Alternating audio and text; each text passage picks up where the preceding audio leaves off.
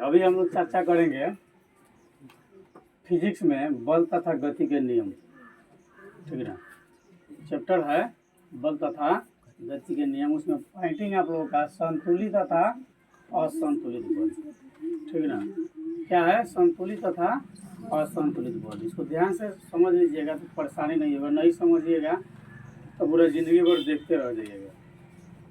ठीक है ना, चर्चा करना है कौन सी पर, एक संतुलित बल है और दूसरा जो है असंतुलित बल है। दो चीज़ पर आपको चर्चा कर लेना है। तो आप अपनी भाषा में समझ लीजिए, मतलब देहाती भाषा में। ठीक ना, संतुलित बल शून्य के समान होता है। जैसे शून्य है उसको हम संतुलित बल कहते हैं, और शून्य अगर नहीं है तो असंतुलित बल है। ठीक ना, अब जैसे एक एग्जाम्पल ले लीजिए, एक एग्जाम्पल आप ले लीजिए। और जैसे मान लीजिए कि यह एक टेबल है। ठीक ना, क्या है, यह एक टेबल है। ठीक है, टेबल की ऊपरी सतह है। ठीक है, ऊपरी सतह क्या होता है, प्लेन है। नहीं, ये अपने पैर पर बेचारा खड़ा है।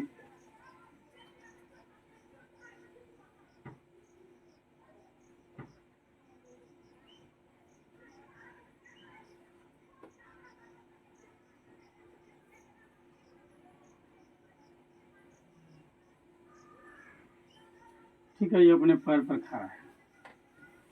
एक टेबल है, हमको अंडरस्टैंड करना है संतुलित और असंतुलित बल। तो पहले बता दिए हैं कि संतुलित बल जो है शून्य के समान होता है। ठीक है ना, अब जैसे यहाँ पर दो वस्तुएं ले लिए। ठीक ना, एक वस्तु ये है, दूसरा वस्तु ये है, मतलब एक नंबर ये, दो नंबर ये, दो वस्तुएं हम ले लिए। तो जब कोई गति करता है तो स्वाभाविक है कि उस पर कोई बल लगाता है। ठीक ना, बिना बल के गति नहीं होता है। नहीं, जैसे पृथ्वी निरंतर घूर्णन करती रहती है, वो पृथ्वी जो है अपने अक्ष पर 23.5 डिग्री झुकी हुई है। ठीक ना, तो पृथ्वी घूर्णन करती है। पृथ्वी के घूर्णन गति के कारण दिन और रात होता है। हम लोग देखते हैं निरंतर सूरज पूर्व से पश्चिम की ओर जाता है, ऐसा नहीं है। सूरज गति नहीं करता है, पृथ्वी ही गति करती है। सूरज पूर्व से पश्चिम नहीं जाता है, पृथ्वी पश्चिम से पूर्व की तरफ जाता है। ठीक ना, तो पृथ्वी परिक्रमा करती है किसका, सूरज का। और पृथ्वी का परिक्रमा चंद्रमा करती है। पृथ्वी के चारों तरफ से चंद्रमा परिक्रमा करती है। ठीक ना, और पृथ्वी अपने गुरुत्व बल के कारण सब चीज जितनी भी वस्तु है उसको अपने तरफ खींचती है। पृथ्वी अपने गुरुत्वाकर्षण बल के कारण अपने तरफ खींचती है। तो उसकी हम लोग आगे चर्चा करेंगे। नॉर्मली अभी हम लोग देख रहे हैं कि दो वस्तु है यहाँ पर। ठीक ना, इसको खूब बढ़िया से समझ लीजिए। नहीं, या दो लड़का है। ठीक ना, जैसे दो लड़का को हम बुला लिए किसी को, तुम इधर आओ तुम इधर आओ। नहीं, दो लड़का को खड़ा कर लिए, मान लिया राजन राजा इधर आ गया, खड़ा हो गया। दोनों आदमी बॉल लगा रहा, दो दिशा में बॉल लगा सा, पुश या पुल, पुश या पुल। पुल माने, पुल माने खींचना, पुल माने खींचना, पुश माने धकेलना। तो दो लड़का दो स्थिति में बॉल लगा सकते, एक तो वो अपने तरफ खींचेगा और वह अपने तरफ खींचेगा। तो खींच जो रहा है तो क्या हो रहा है, पुलिंग कर रहा है। और ये इधर से धक्का दे रहा है, उधर से धक्का दे रहा है, तुम पीछे हटो, कर रहा तुम पीछे हटो। ठीक ना, तो पुल या पुश होगा तो दो स्थिति में गति होगी। ठीक ना, तो उसी तरह ये दो लड़का है। ठीक ना, ये दो वस्तु है, इसको लड़का मान लीजिए, चाहे कोनो चीज मान करके आप इसको समझ लीजिए। ठीक है, तो मान लीजिए दो वस्तु है, तो दो प्रकार से बल लगाएगी, या तो अपने तरफ खींचेगा नहीं तो धक्का देगा। दोनों स्थिति में गति हो सकता है।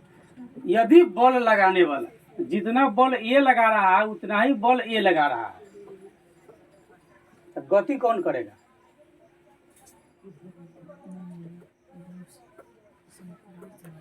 गति कौन करेगा? दोनों में से कोई नहीं करेगा। दोनों में से जब कोई नहीं करेगा, ना ये एक डेंग पीछे हटेगा, ना ये एक डेंग पीछे हटेगा, ना ये 1 सेंटीमीटर पीछे हटेगा, ना ये हटेगा, ना आगे होगा ना पीछे होगा, मतलब इधर उधर नहीं हो सकता, एक ही स्थान पर रहेगा, लेकिन बल दोनों लगा रहा है। अब कह दीजिएगा सीधे खड़ा ही नहीं ना हो तो सुने ना होगा, नहीं। जब दो वस्तुएं आपस में बल लगाती है, ठीक ना, और उसकी चाल कह लीजिए त्वरण, ठीक ना, हम लोग इसमें किताबी भाषा में समझेंगे। जब दोनों जब बल लगाया तो ना ये इधर खसक रहा है ना ये इधर खसक रहा है, यानी एक ही स्थान पर है, यानी यहाँ पर बल क्या हो गया? बल तो लगा रहा है लेकिन गति की सीमा क्या एकदम शून्य है। तो जब शून्य है तो इस संतुलित बल है, मतलब जितना एकर ताकत है उतना एकर ताकत है। और दोनों में से अगर कोनो हट गया पीछे तो असंतुलित बल हो गया।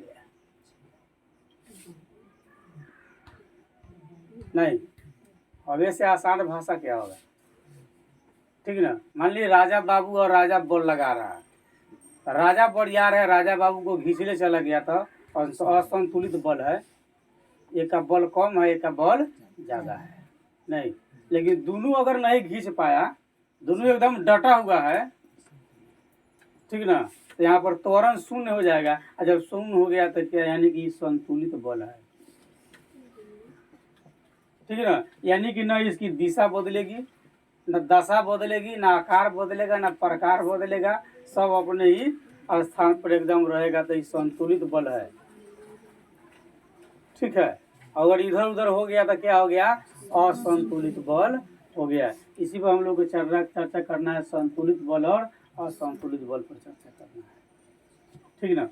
अगर 1 नंबर 2 नंबर को धक्का दे दिया और 2 नंबर पीछे हट गया, चाहे 2 नंबर को अपने तरफ खींच लिया, चाहे पुश किया या पुल किया, दोनों स्थिति में खींचा या धक्का दिया, अगर 2 नंबर इधर से उधर हिल गया तो असंतुलित बल है।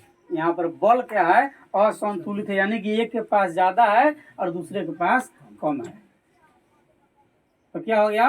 असंतुलित है। यदि दोनों के पास समान बल है, अगर दोनों के पास, अगर दो वस्तुएं आपस में बल लगाती है और दोनों के पास बल समान है, ताकत समान है, तो क्या हो जाएगा? संतुलित हो जाएगा, ठीक ना। और ताकत असमान है तो असंतुलित हो जाएगा, ठीक है।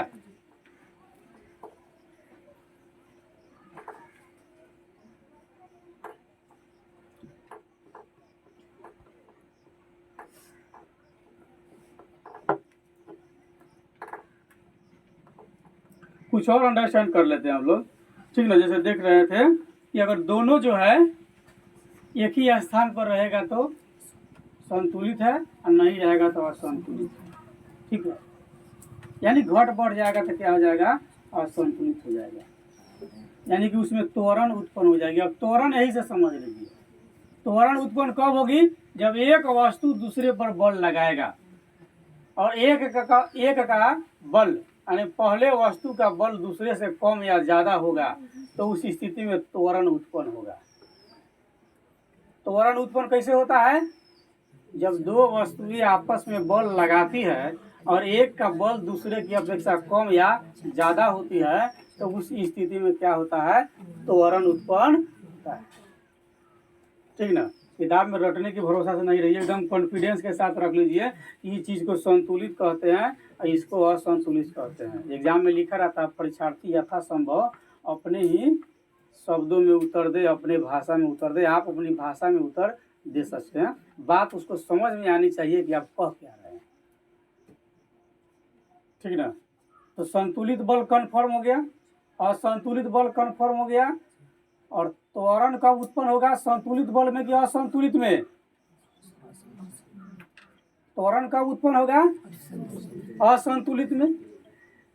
संतुलित में तो होगा नहीं, जब इधर उधर कोई घसकबे नहीं करेगा तो त्वरण उत्पन्न होगा? कोई भी नहीं करेगा, ठीक ना। आप किताब पढ़िए चाहे नहीं पढ़िए, लेकिन यहाँ ठीक से समझ लीजिए, आप लाइव बड़ी चीज को याद करके रखिएगा, ठीक ना। मुंह के दांत गायब हो जाए, लेकिन ये सब गायब नहीं होना चाहिए। बुढ़ारी में पोता पोती पूछेगा ना, आने वाले दिन में एजुकेशन का स्तर और हाई फाई हो जाएगा। नहीं, जो चीज़ आज आप 8वां में पढ़ रहे हैं, आपका बेटवा से 4थे-5वां में पढ़ ले, पढ़ेगा कि नहीं पढ़ेगा? तो उस समय आपसे पूछेगा तो मुंह बांध दीजिए।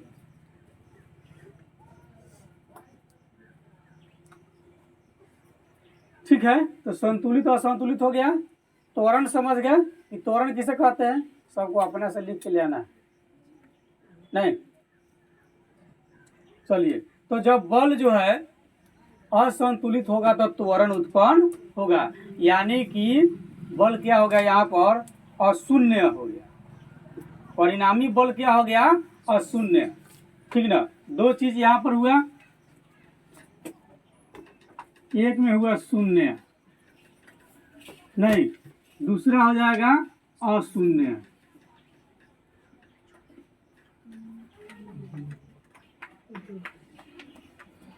एक में शून्य और दूसरा अशून्य।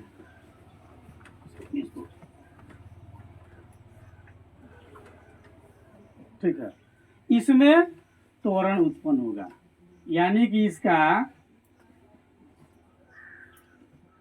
परिणामी बल क्या है? अशून्य है। नहीं, इसका परिणामी बल क्या है? परिणामी यानी कि जब जो लगा रहा था, रिजल्ट क्या आ रहा है? शून्य। रिजल्ट के परिणाम का मतलब रिजल्ट क्या आ रहा है? तो शून्य। तो जब शून्य होगा तो त्वरण उत्पन्न नहीं होगा, जब अशून्य होगा तो त्वरण उत्पन्न होगा, यानी कि परिणामी बल क्या है? अशून्य है, यानी एक वस्तु दूसरे के अपेक्षा में कम या ज्यादा बलवान है। नहीं, जैसे भेड़ को हाथी से लड़ा देगा, जीतेगा कौन? भेड़ न जीतेगा। हाँ, भेड़ तो एक ढाई मारेगा, भागेगा, दौड़ दौड़े, हाथी के तो उतना दौड़ाया नहीं होगा।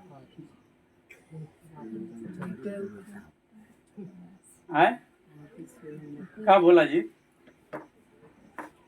कौन जीतेगा? हाथी जीत जाएगा, यानी कि यहाँ पर बल, परिणामी बल क्या हो जाएगा? अशून्य हो जाएगा। एक के पास में अथाह बल है, एक के पास में, और दूसरे के पास में तो गलती से सूंड से धकेल देगा तो कहाँ जाएगा पता नहीं लगेगा। नहीं, ठीक है, तो त्वरण का उत्पन्न होगा जब परिणामी बल अशून्य होगा, तो यहीं पर भाई त्वरण उत्पन्न होगा। क्या होगा? ये त्वरण उत्पन्न होगा। हमने अपना भोजपुरी भाषा में कह दो, एने ओने घुसुकतई ना। अब अंग्रेजी में कोनो कहते कि ट्रांसलेशन बनाओ, इधर घुसको, घुसको किधर से खोजेगा हो? What is the English of घुसको? क्या? अब बिहार के लोग इंग्लैंड में चला जाए और सीट पर बैठ जाए ना, अंग्रेजी में कहेगा, बिहार वाला लोग हिंदी अपना भोजपुरी में समझेगा। नहीं, अंग्रेजी बोला साइड साइड बोलेगा ना, वो साइड साइड तपल जाएगा। नहीं, यही जाएगा, वो बैठा रहेगा तो कहेगा उसको, तो वो तपल जाएगा। वो बुझबे नहीं करता है व्हाट घुसको। उसको का अंग्रेजी देखे हैं?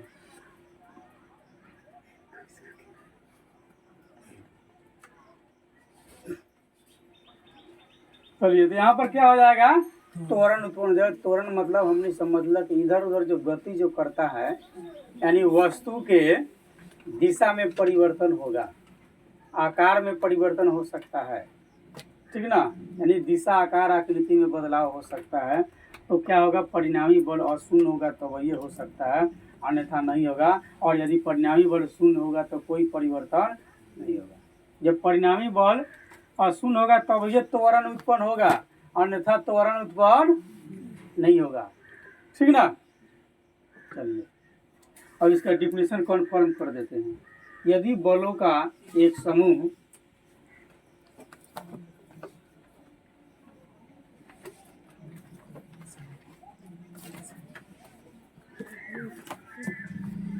बलों का एक समूह, ठीक ना, बलों का एक समूह किसी वस्तु पर लगकर, किसी वस्तु पर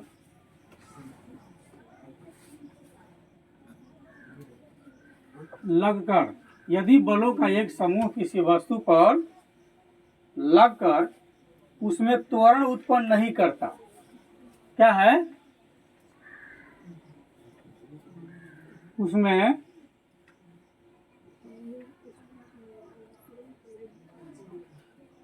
त्वरण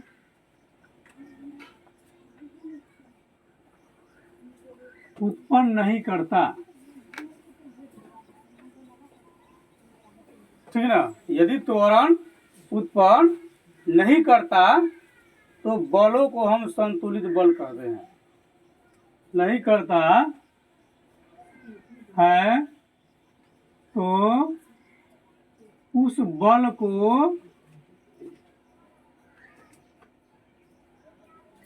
हम संतुलित बल कहते हैं। संतुलित बल कहते हैं। यहाँ समझ लीजिए, कहता है कि ये बलों का एक समूह, मान लीजिए एक ही समूह है, ये दूसरा समूह है, चाहे एक समूह है कोई वस्तु है, नहीं, तो कहता है यदि बलों का एक समूह किसी वस्तु पर लगकर उसमें त्वरण उत्पन्न नहीं करता है, तो जब त्वरण उत्पन्न नहीं करता है तो बल क्या होगा, शून्य होगा। तो पहले बता दिया कि शून्य होगा तो संतुलित होगा। परिणामी बल यदि शून्य है, ठीक ना, तो क्या होगा, संतुलन यानी कि संतुलित बल होगा। अगर अशून्य है तो असंतुलित बल होगा। तो कहता है यदि बलों का एक समूह किसी वस्तु पर लगकर उसमें त्वरण उत्पन्न नहीं करता है तो उस बल को हम संतुलित बल कहते हैं, ठीक ना। और दूसरा इसके विपरीत हो जाएगा, असंतुलित बल किसे कहते हैं, यदि बलों का एक समूह किसी वस्तु पर लगकर उसमें त्वरण उत्पन्न करता है तो उसे हम असंतुलित बल कहते हैं। या खुद कंफर्म कर लीजिए, इसको फिर लिखने की जरूरत नहीं है। असंतुलित बल आप खुद कंफर्म कर लीजिए, जो नहीं कंफर्म करेगा तो अपना वीडियो में बाद में देख करके कंफर्म करेगा। तो दूसरा असंतुलित बल, असंतुलित बल आप इसमें से लिख लीजिए। सब चीज यही लिखना कि यदि बलों का एक समूह किसी वस्तु पर लगकर उसमें त्वरण उत्पन्न करता है तो उस बल को हम संतुलित बल कहते हैं, ठीक है। या अशून्य उत्पन्न करता है, नहीं, जब अशून्य उत्पन्न करेगा तो त्वरण उत्पन्न होगा, नहीं, यदि बलों का समूह वस्तु में अशून्य उत्पन्न करता है या अशून्य त्वरण उत्पन्न करता है तो उन बलों को हम असंतुलित कहते हैं। या इसी की भाषा में आप लिखिए, यदि बलों का एक समूह किसी वस्तु पर लगकर उसमें त्वरण उत्पन्न करता है, खाली ये को इसको हटा देना है, करता है, तो उस बल को हम असंतुलित बल कहते हैं, ठीक ना। चलिए आगे चलते हैं।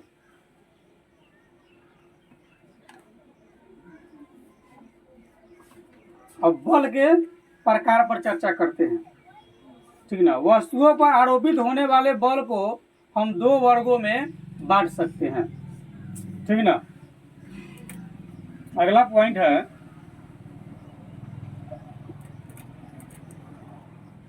किसी भी वस्तु पर, इसलिए कहा वस्तुओं पर आरोपित होने वाले, वस्तुओं पर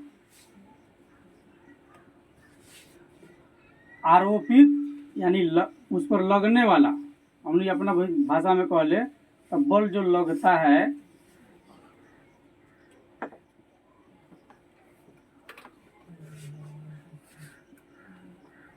यानी वस्तुओं पर आरोपित, चाहे कह लीजिए अपने भाषा में लगने वाले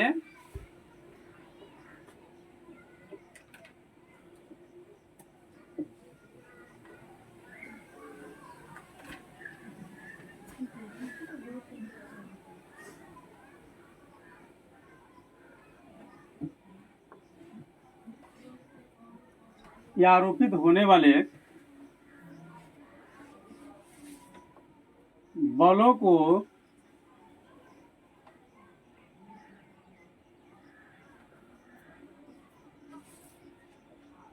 हम दो वर्गों में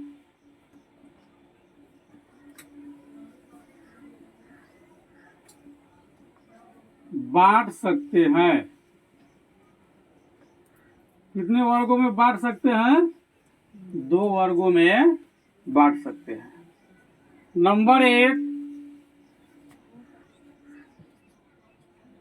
स्पर्श बल। नंबर 1, स्पर्श बल। नंबर 2, दूरी पर क्रिया बल। दूरी पर क्रिया बल। ठीक है, तो वस्तुओं पर लगने वाले चाहे आरोपित होने वाले बल को हम 2 भाग में बांट सकते हैं, 2 पार्ट कर सकते हैं समझने के लिए, ताकि समझने में आसान हो। ठीक है, तो स्पर्श बल क्या है? तो स्पर्श को हमने अपना भाषा में समझ लो एकदम छू के, क्या कथी करके? छू के, छू करके अगर करते हैं तो स्पर्श बल। अब बिना छुए हुए अगर कोई बल कार्य करता है तो दूरी पर क्रिया बल। अब आपकी मर्जी, छुआ चाहे छोड़ दे, तुम्हार मर्जी, क्या हो। लेकिन बल 2 प्रकार से कार्य करते हैं। एक स्पर्श, स्पर्श का मतलब छूना। स्पर्श का मतलब ही होता है छूना, छूना, सटना। ठीक है ना, अंग्रेजी में उसको कहते हैं टच होना। डोंट टच माई बॉडी ना। अब आप मान लीजिए अमेरिका में जाएंगे पढ़ने के लिए, किसी कॉलेज में जाएंगे, किसी लेडीज के देह में सट जाइएगा, क्या बोलेगी वो? Don't touch my body.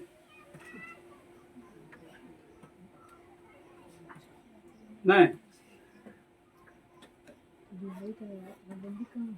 तो 2 बल है, तो वस्तुओं पर आरोपित होने वाले बल को हम 2 भाग में बांट सकते हैं। एक स्पर्श बल और दूसरा दूरी पर क्रिया बल। स्पर्श का मतलब एक दूसरे के संपर्क में आकर के, ठीक ना, हमने अपना भाषा में उसको कह देते हैं छू करके ना।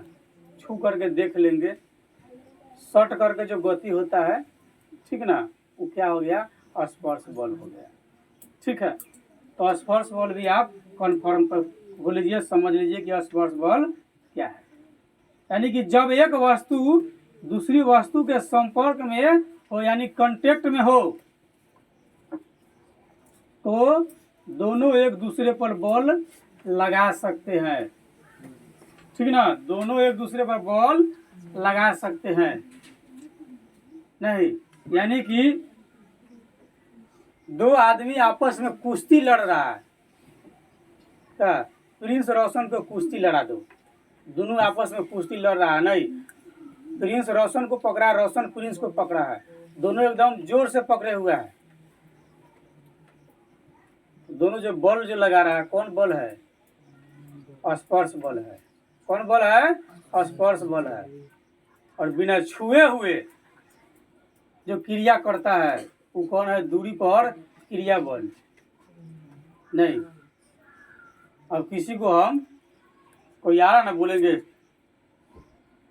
तो समझ लिया कि कह रहा मारेंगे झप्पर कान लाल कर देंगे ना, तो इशारे में कह देगा, वो कहेगा मारेंगे भूसा पूरा 32 झाड़ देंगे तुम्हारा। हम नहीं पहचानता अभी, हरी गोरू लग रहा है कि काम जयप्रकाश के है, उल्टा समझ लेगा। नहीं नहीं, संस्कृत में बताया गया था ना, शास्त्रार्थ में कहा गया था कि शरीर 5 तत्वों से मिल करके बनी है। क्षिति जल पावक गगन समीरा, पंच रचित अधम शरीरा अधूरा शरीर, इसलिए हम लोग डर जाते हैं। तो शास्त्रार्थ में कहा गया था कि शरीर 5 तत्वों से मिल करके बना है। कालिदास को लगा कि वाह तो कह रहा है मारेंगे जब पर काने लाल कर देंगे। कालिदास समझा अच्छा रुको हमारा कान लाल करेगा, ये मुक्का बांध के कहता है मारेंगे तुम्हारा पूरा 32 के झाड़ देंगे। विद्वान जो लोग था जब उससे पूछा गया कि ये बताया है और आपका उत्तर ऐसा है, इसका मतलब क्या है? तो जो क्वेश्चन पूछा ओकरा से पूछा कि आप क्या कहे हैं? तो बोली कि हम कहें कि 5 तत्वों से शरीर मिलकर बना है, क्षिति जल पावक गगन समीरा पंच रचित अधम शरीरा। तो जो उसका उत्तर दे देने वाला था जिसको बुला के ले गया था, कहा कि गूंगा विद्वान है, बोलता उलता नहीं है, तो ब्याह के बाद में ठंडा गर्म बुझाला। तो कहा कि नहीं ये कहे हैं कि 5 तत्वों से मिलकर एक शरीर बना है, ठीक ना, 5 तत्वों से मिलकर एक शरीर बना है। वेरीफाई कर दिया, उसका शादी उदी कर दिया बेचारा को, तो रात में पता चला, एकदम गवारू आदमी से उसका विवाह करा दिया। रात में जब सोरे में मतलब सोया था तो पहले तो आबादी अधिक नहीं थी, कम थी, अगल बगल में ऊँट बोला, वही बिछौने पे चिल्ला रहा है ऊँट बोल रही ऊँट बोल रही ऊँट बोल रही। अभी कंफ्यूज हो गया जिसका शादी हुआ था कि गूंगा था, आप बोलने की भाषा तो जरा इसको देखो किस तरह से बोल रहा है, क्योंकि पढ़े लिखे लोग का भाषा अलग होता है, बहुत सोच समझ करके बोलता है। पढ़े लिखे लोग जो है लड़का से जोरे दौड़ेगा इहो करेगा, कुत्ता के पीछे पीछे दौड़ेगा, दौड़ पाएगा वो नहीं दौड़ेगा। समझदार लोग, और जो समझदार नहीं होगा वही ना दौड़ेगा, जय हो इहो करे जाएगा, हुआला करेगा। आदमी का रहन सहन चाल चलन बात विचार से समझ में आता है कि आदमी पढ़ा लिखा है कि गवारू है। आप जिस परिवेश में रहते हैं तो यहाँ आपके बोलने से चलने से, ठीक ना, लोग पहचान लेता है कि आदमी अच्छा है कि खराब है। इसी को कहते हैं चाल चलन। नहीं, अजय प्रकाश के अगुआ आवे इंद्रजीत से पूछे और लड़केवा कैसा है, अरे उसका चाले चलन ठीक नहीं है, अगुआ वही तरह से पीट के बात है।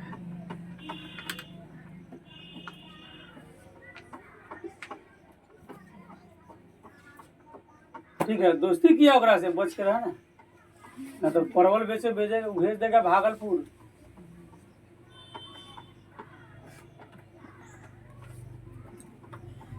ठीक है, तो यह स्पर्श बल पर हमारी जो चर्चा हो रही थी, यानी एक दूसरे के संपर्क में आकर जब कोई वस्तु कार्य करता है तो क्या होता है, स्पर्श बल होता है। ठीक है, आप अपनी भाषा में इसका डिफिनेशन लिखिएगा कि जब एक वस्तु दूसरे वस्तु के संपर्क में आकर के जब कार्य करती है उसे हम क्या कहते हैं, स्पर्श बल कहते हैं। ठीक ना, ऐसे बलों को जो वस्तु के भौतिक स्पर्श से आरोपित होते हैं इसी को हम स्पर्श बल कहते हैं। स्पर्श बल के कई सारे उदाहरण है। नंबर 1 अभिलंब बल, नंबर 1 अभिलंब बल, ठीक ना, अभिलंब क्या, अभिलंब। नंबर 1 क्या है, स्पर्श बल का पार्ट जो है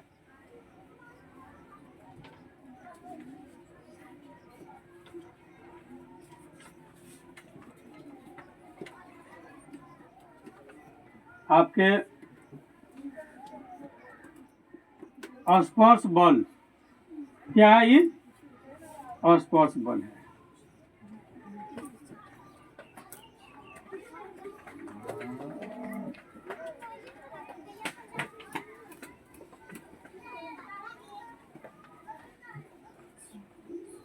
पहला है अभिलंब बल।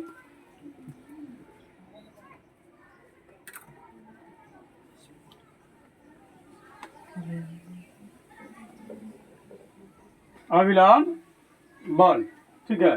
दूसरा है तनाव, दूसरा है आपका तनाव बल। एक और हो जाएगा घर्षण बल।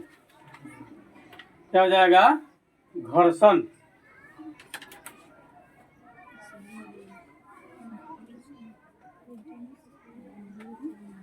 घर्षण बल हो गया, ठीक ना, क्या हो गया, घर्षण बल हो गया आपका।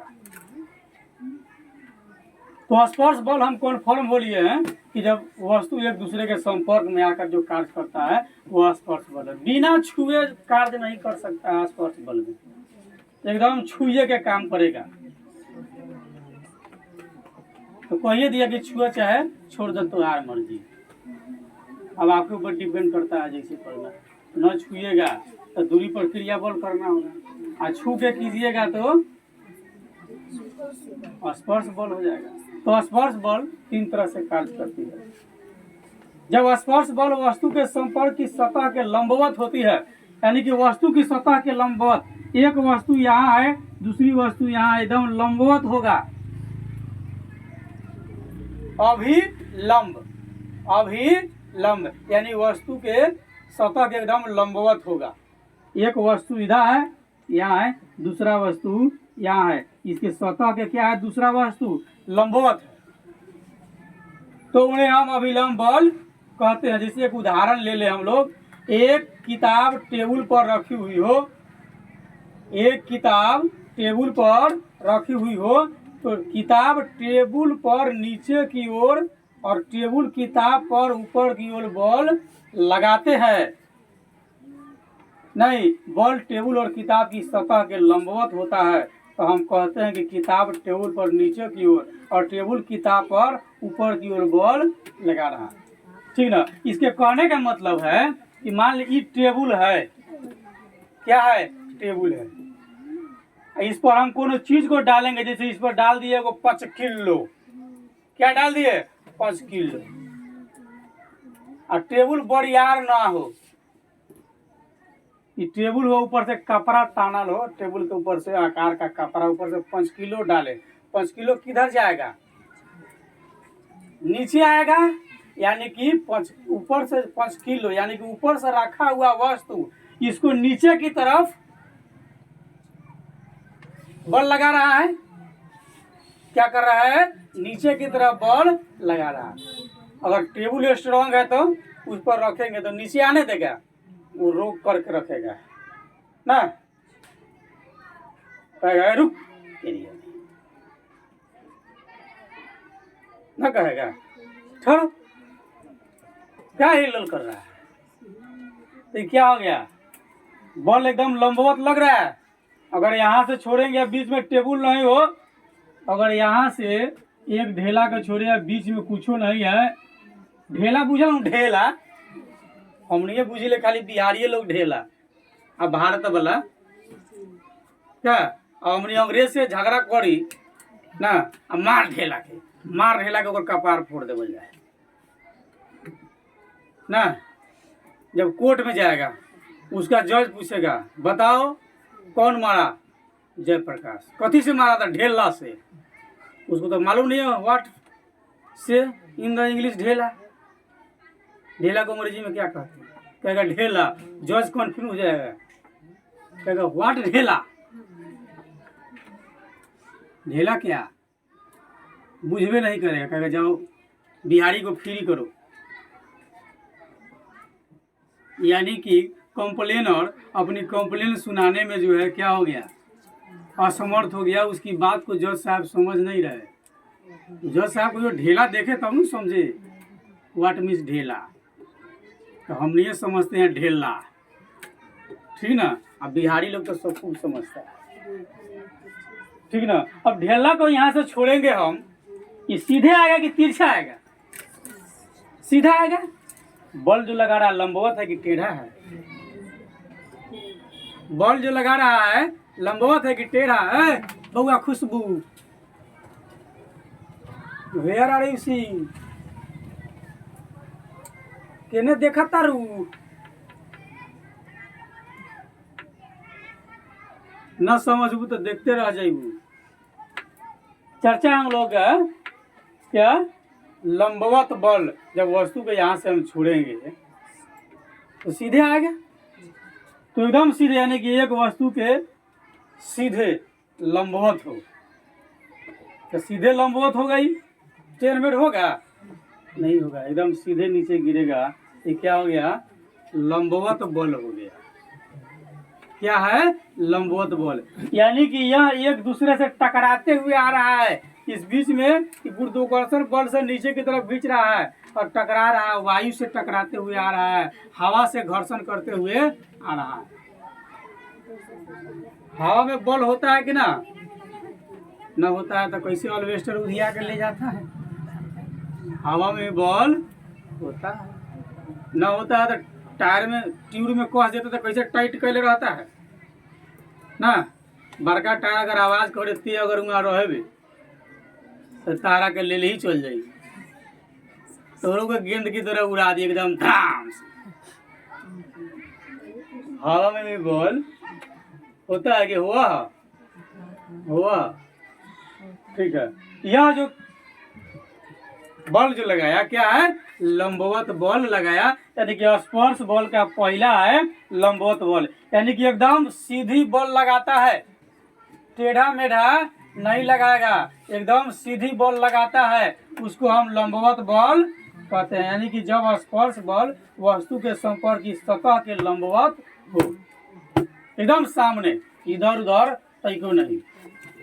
जैसे टमटम घोड़ा को देखिएगा, उसके आगे से इस तरह की पट्टी लगी हुई रहती है ताकि उसको इधर उधर नहीं दिखे, केवल सीधा दिखे कि सीधा चलेगा।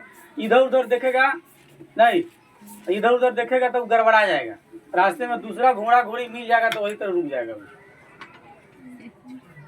नहीं।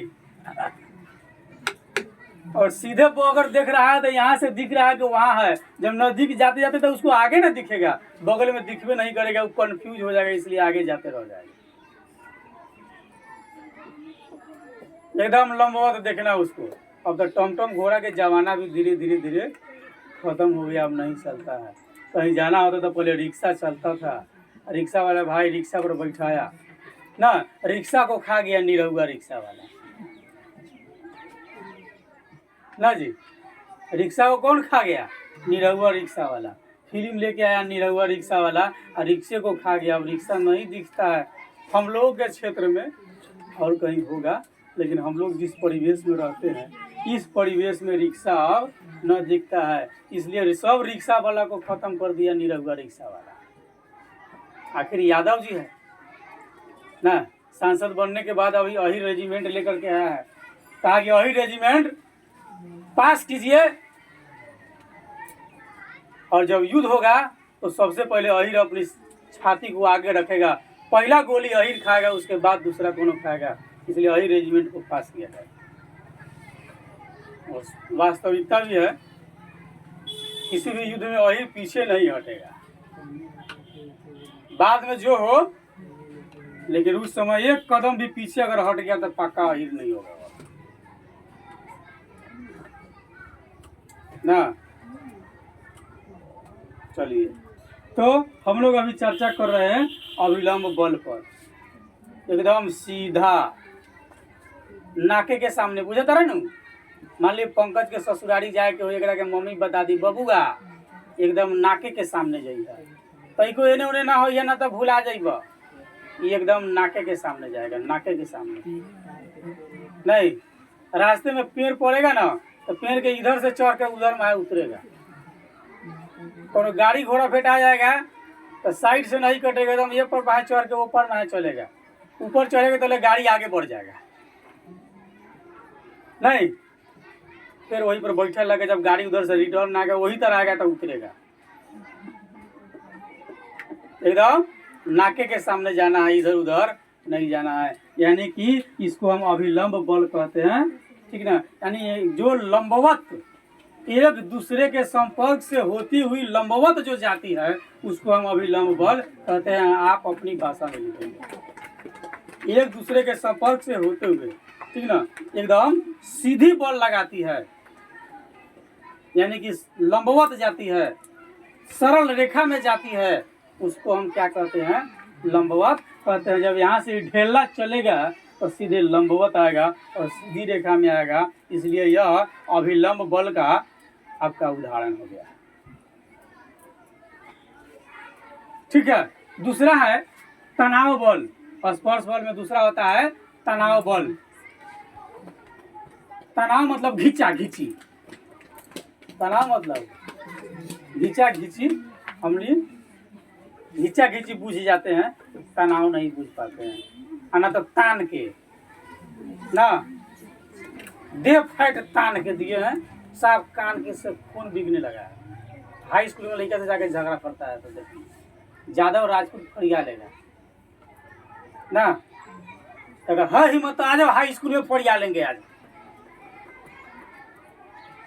जितना साहब जी रहेगा सब पीछे रहेगा, जब मार होने लगेगा तो पहले भागेगा ना। इधर पुलिस अगर मिल जाएगा तो पंकज भाग भाग, बाप रे बाप, कपार फोड़ दो, चल जल्दी जल्दी। और रोशन जैसा राय जी रहेगा, कपार फोड़ दिया, उठाओ डंडा, चलो तो चलो, कौन फोड़ दिया, पकड़ो तो।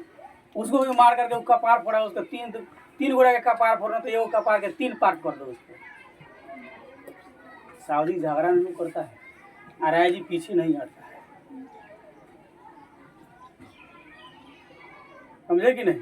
जब अंग्रेज आया था युद्ध करने में, 2 कास्ट सबसे आगे था, यादव और राजपूत, खूब लड़ा। अब बेलगाइए दिया, लेकिन दुर्भाग्य है यादव सब के इतिहास में नाम नहीं आया। इतिहास लिखने वाला सब चोर था क्या है में। तो आज भी यादव सब से सामना करके देखे, ये वो लालू प्रसाद पूरे हिंदुस्तान को हिला देता है क्या।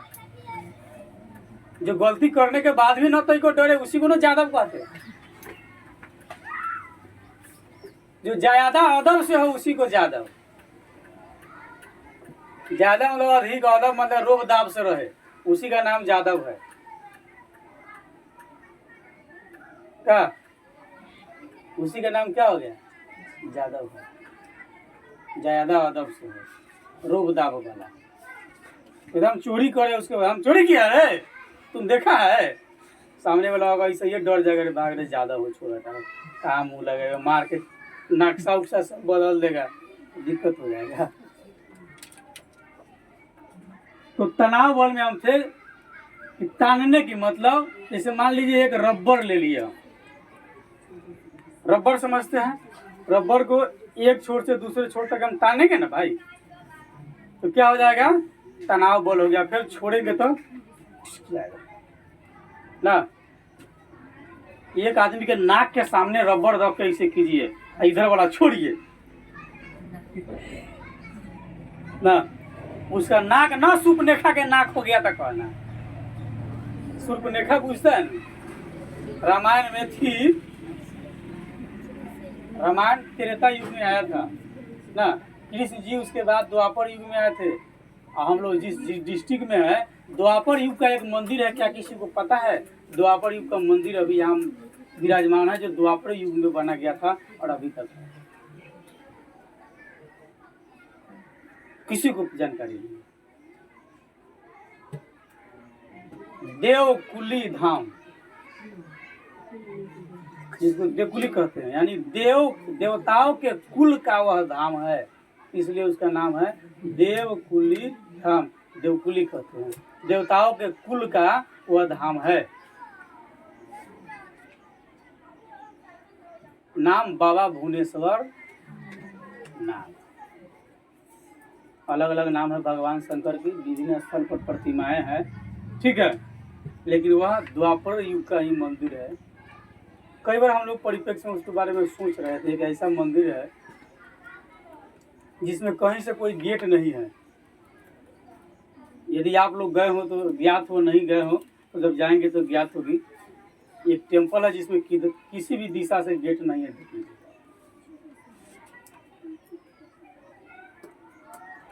जहाँ पर लोग जा करके जल अभिषेक करते हैं, यानी जल चढ़ाते हैं, जिस स्थल पर, ऐसा माना जाता है कि वह उस स्थल के नीचे जमीन के सतह के अंदर जाने का एक रास्ता है, एक मार्ग है, लेकिन जब कोई उसको उठा कर देखेगा तब, लेकिन कोई उसको उठा नहीं सकता है, जो गोलाकार आकार का जो उसको जो बना हुआ है।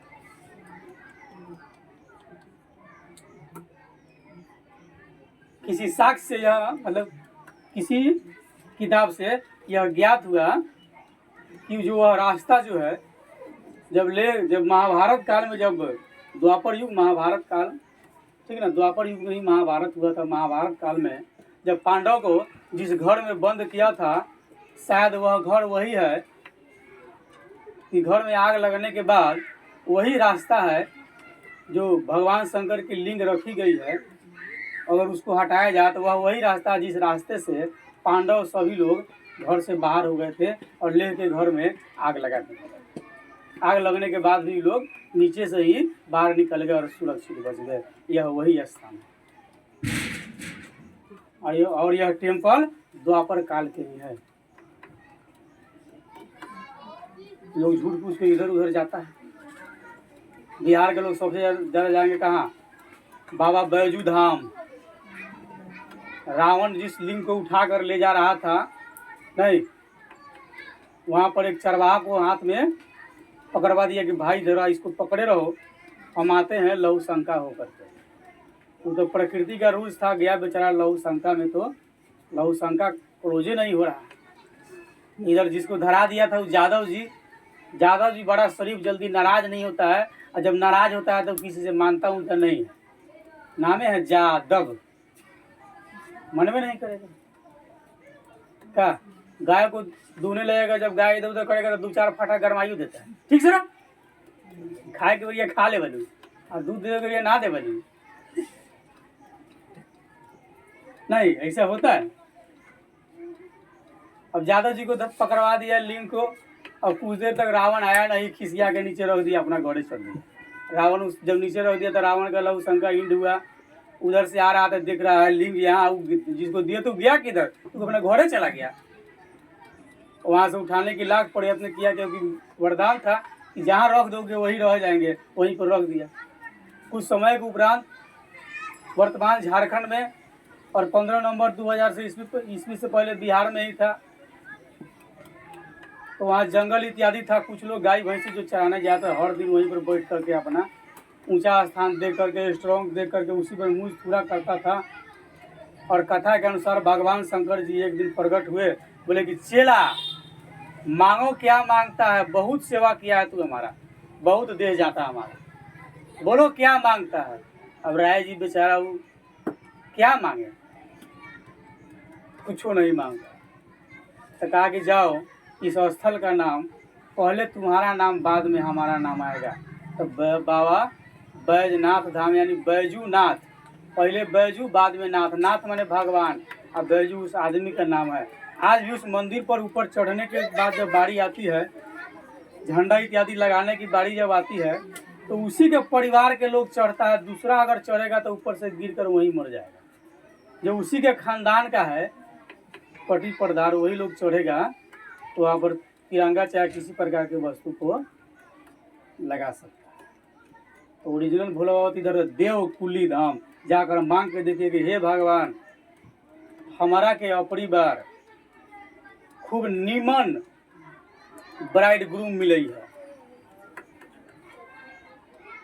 बुझानु ब्राइड ग्रूम, दुल्हन न खेसारी लाल गाना गाता है, कड़ी सावन के सोमारी, याद है? और याद नहीं करी का अहिर है, नहीं चाहिए। खेसारी लाल तो अहिरे है। अब अहिर पूरा बिहार के हिला दिया है, तू लोग अहिर है, नया गाँव न हिलता है। पवन सिंह कहता आरा हिले, छपरा हिले ना, पवन सिंह का गाना है। और कुछ होगा आगे, अलग बात है। तो हम लोग चर्चा कर रहे थे तनाव बल, यानी एक दूसरे के संपर्क में आता है, ठीक ना। जब किसी वस्तु को एक डोरी से बांधकर, डोरी को जब ताना जाता है, तनाव बल कंफर्म कर लीजिए, जब किसी वस्तु को एक डोरी से बांधकर जब डोरी को ताना जाता है, तो डोरी वस्तु को खींचते हैं, यानी कि पुल करते हैं। जैसे एक पत्थर को एक डोरी से बांधकर लटका दिया जाए, एक यहाँ पर पत्थर को एक डोरी से बांध कर लटका दिया जाए, यहाँ डोरी को यहाँ किसी पेड़ से बांध दिया जाए, तो नीचे की तरफ लटका रहेगा ना, और पत्थर नीचे की तरफ जोर लगाएगा कि नहीं लगाएगा?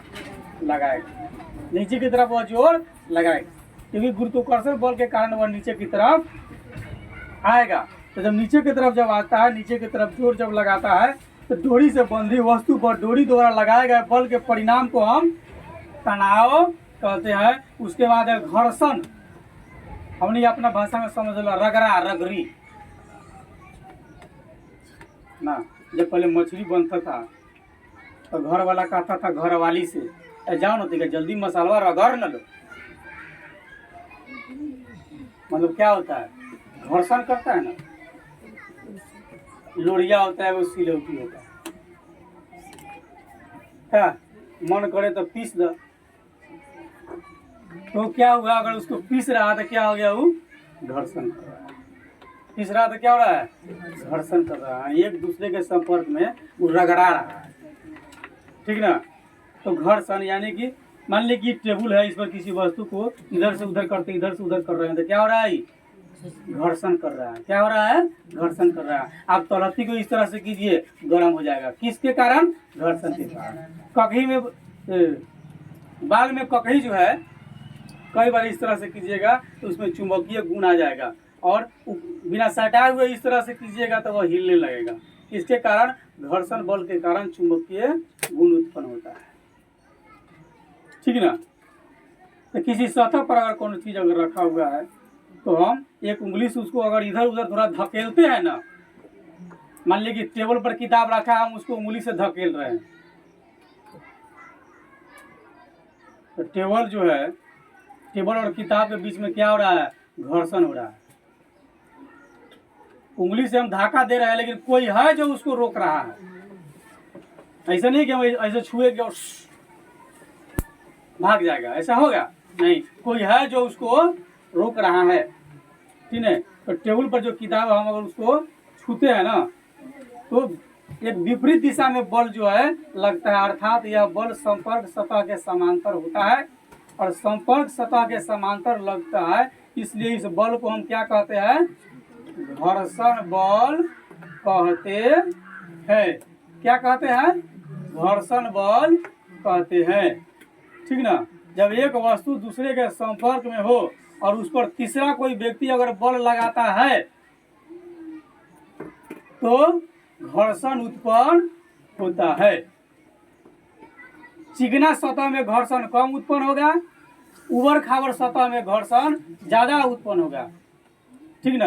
अब जैसे क्या करना है, चल जाना है कांवर लेके भोला बाबा के यहाँ ना, बोलिए कि चल रे कांवरिया शिव के धाम, चाहे छाए हो काले बादल, चाहे पाँव में पड़ जाए छाले, फिर भी चल रे कांवरिया शिव के धाम।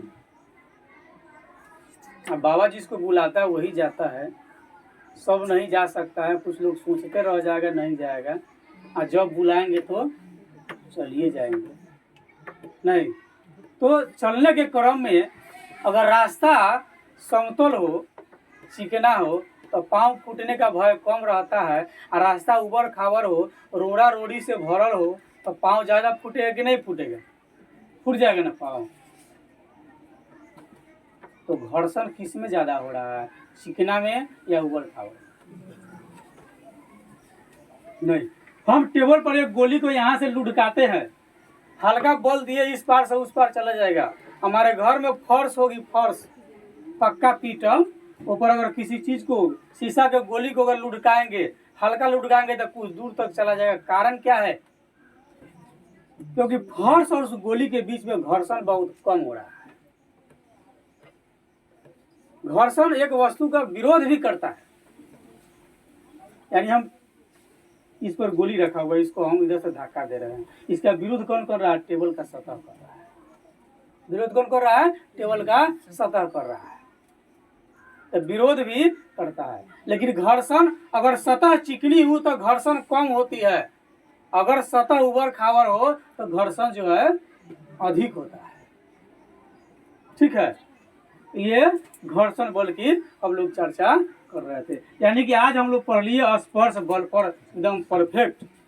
यहाँ तक अगर किसी को समझ में नहीं आया हो तो आप घर जाए, अपने मोबाइल में चैनल को खोलिए, नहीं यानी चैनल को खोले और फिर से इसको दोबारा से देखें, ताकि बात और विस्तृत रूप से आपको समझ में आ सके।